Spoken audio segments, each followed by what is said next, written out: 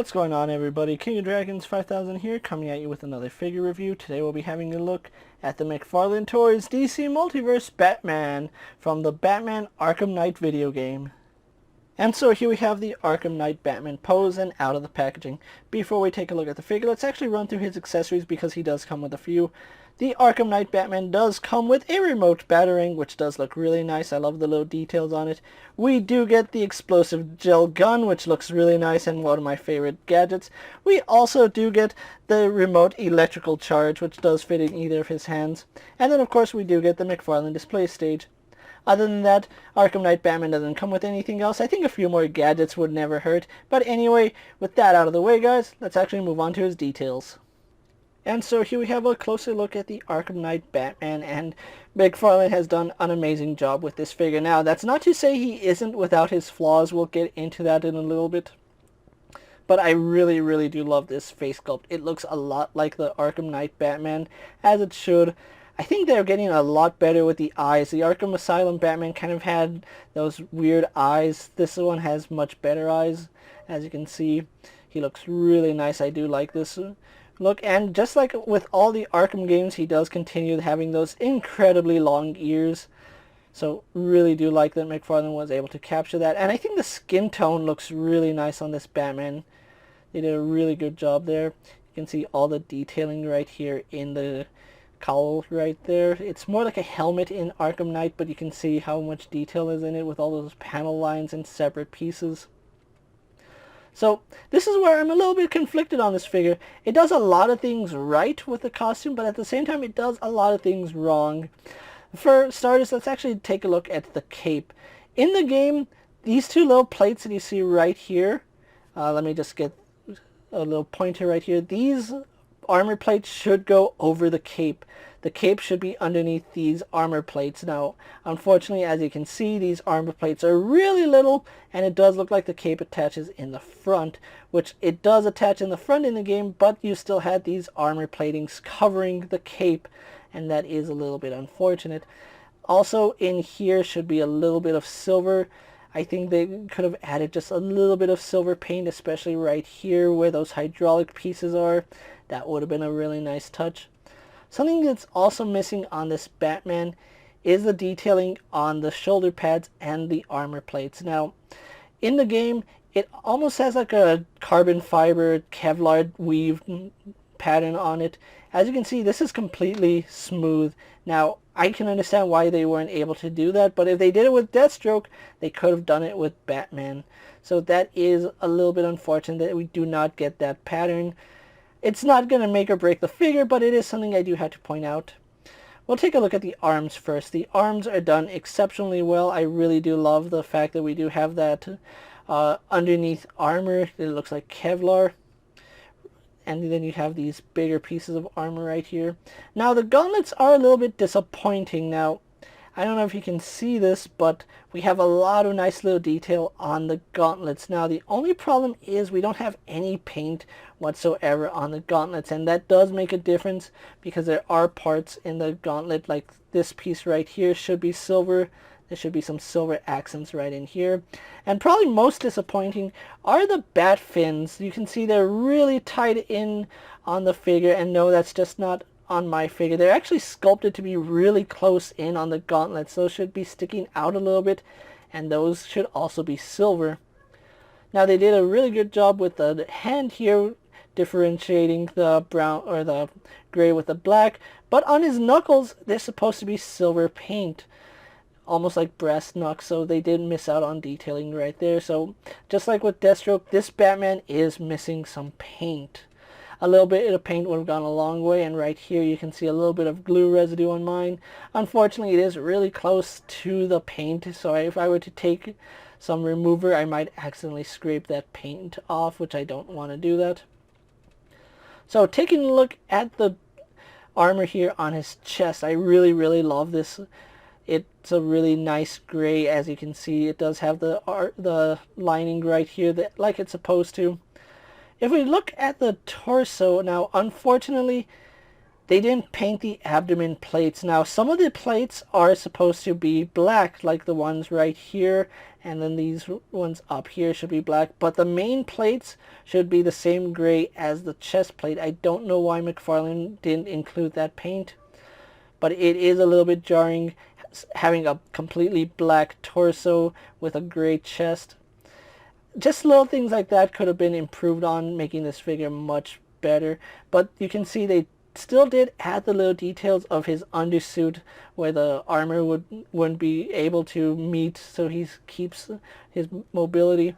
And they actually did a fairly good job painting the back, so there's no excuse why they didn't paint the front. Normally the back of the figure isn't what you see, especially with this Batman, because the cape does do a really good job draping over. Now, let's take a look at the cape before we go on to the rest of his detailing. I love this cape. This is a really nicely sculpted cape by McFarlane. The inside of it does look good. The outside sits naturally. Now, the one thing it is missing is that the Arkham Knight Batman had like a design right in the middle of the cape. I don't know why it had that little line going through it, but it is missing on this figure. But that's not to say that this cape isn't well done. You can see it does look like it's just naturally draping down. And the only problem I have with it is this part right here, but that's only because in the packaging this was a little bit warped. A little bit of heat will let that sit a little more naturally, but as you can see right now, it is not doing that as it should. Okay, so with that out of the way, let's actually take a look at his utility belt. Really, really nice sculpt on the utility belt. I really do like the gold or the brass color that they went with. You can see all these really nice pouches. Now, the only problem is, again, we're missing silver paint. These little clips right here should be silver. There should be some silver lining right here in the cape, or not in the cape, but in the buckle. And I do believe some of the detailing right here should be silver. Now, I'm not going to complain too much about it because it's a really nice color and you really wouldn't notice it unless you're really looking for it. But that is something to note if you are looking for an accurate Arkham Knight Batman.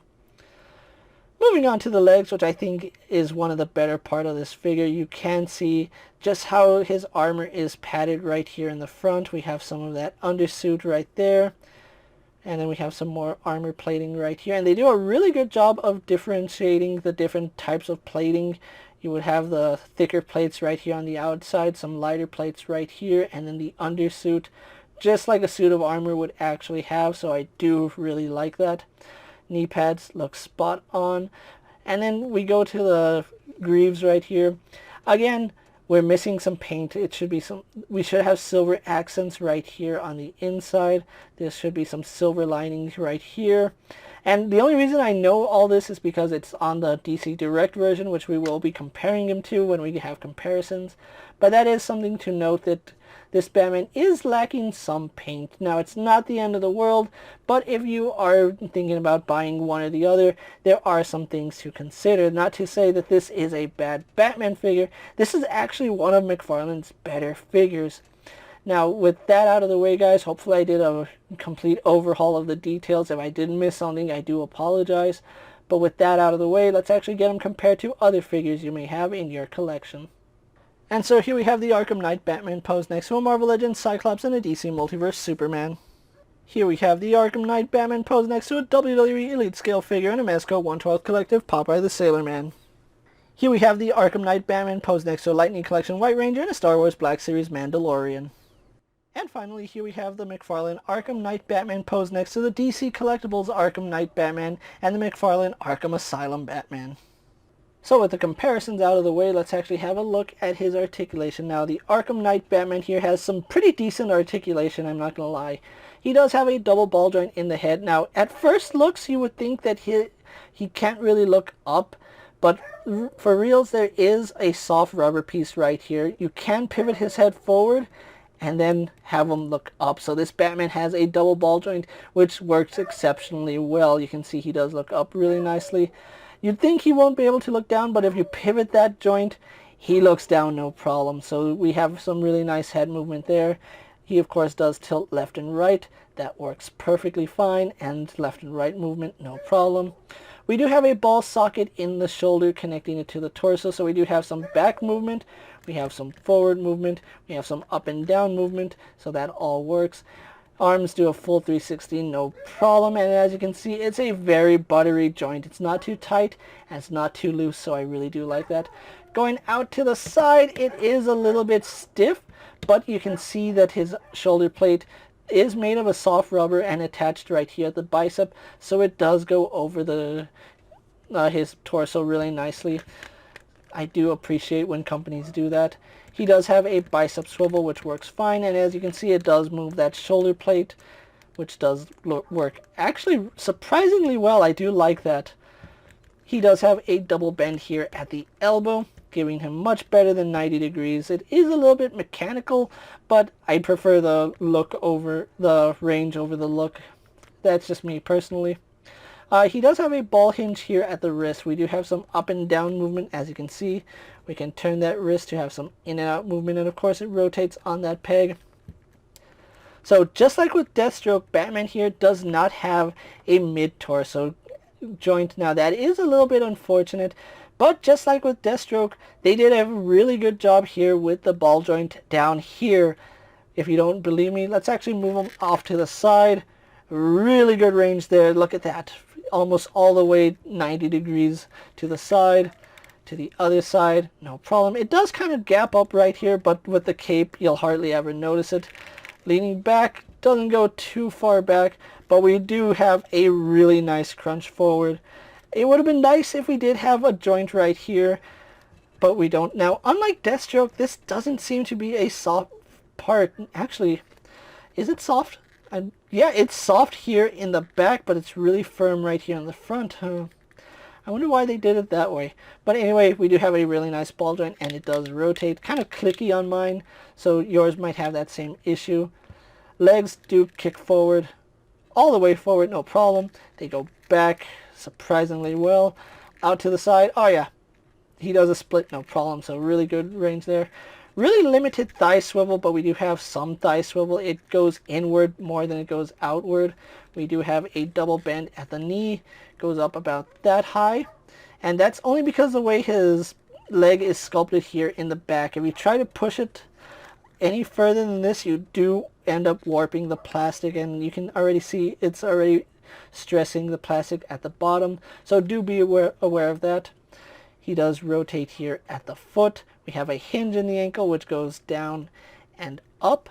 We do have a forward-facing pin for rocker ankle, and of course we can pivot that joint for a true rocker ankle. And then of course we do have a toe hinge, which works no problem. So overall, the Arkham Knight Batman here has some pretty good articulation. I really do like it. I would have preferred this being two joints, but for a single joint, it actually does work. So with that out of the way, guys, let's actually get him posed for my final thoughts, and then we'll wrap up this review. And so here we have the Arkham Knight Batman pose for my final thoughts, and overall McFarlane has done a fantastic job with this figure. There are some issues I have with the paint. Just like with Deathstroke, it's missing some paint, but that's not a big deal. I can live with some paint missing. It's something I can apply myself, but it's something I really shouldn't have to.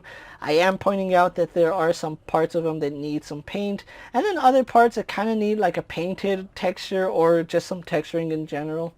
But overall, McFarlane has done an amazing job with the sculpt of this figure. Everything on it is nice and crisp, and that's something I do like.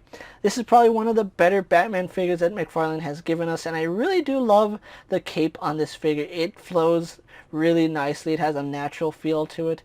Though it's not 100% accurate to the game, which I do admit is a little bit of a shame, I still like the way it came out. Now, if you are looking for the Arkham Knight Batman, he is starting to hit stores at the time I'm making this video, so go ahead and check your Walmarts, Targets, Walgreens, and he is available online at Amazon. He is available at other online retailers such as Entertainment Earth and Big Bad Toy Store, as well as GameStop.com. So if you are looking for him, he is readily available. I actually picked up my Batman and Deathstroke from Amazon, and they did run me about $20 plus tax. So he came out to about $22 shipped, which is a really nice deal for a figure this big, this detailed, and even though I think he could use a little more accessories, I still think the accessories he come with are good enough.